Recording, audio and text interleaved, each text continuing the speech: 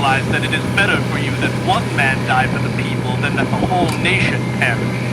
He did not say this on his own, but as high priest that year, he prophesied that Jesus would die for the Jewish nation. And not only for that nation, but also for the scattered children of God, to bring them together and make them one. So from that day on, they plotted to take his life. Therefore, Jesus no longer moved about publicly among the Jews. Instead, he withdrew to a region near the desert, to a village called Ephraim, where he stayed with his disciples.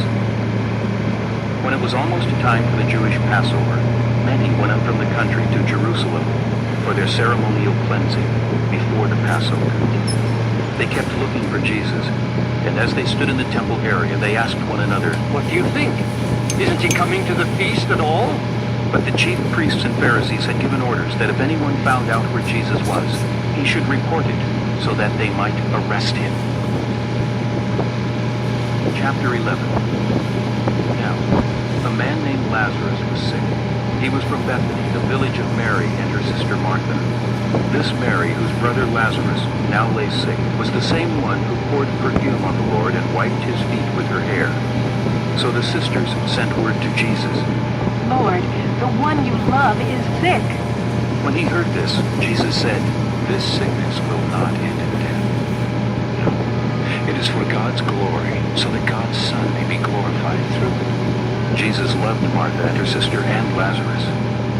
Yet when he heard that Lazarus was sick, he stayed where he was 2 more days. Then he said to his disciples, Let us go back to Judea. But Rabbi, They said, a short while ago the Jews tried to stone you, and yet you are going back there? Jesus answered, Are there not 12 hours of daylight? A man who walks by day will not stumble, for he sees by this world's light. It is when he walks by night that he stumbles, for he has no light. After he had said this, he went on to tell them, Our friend Lazarus has fallen asleep, but I am going there to wake him up.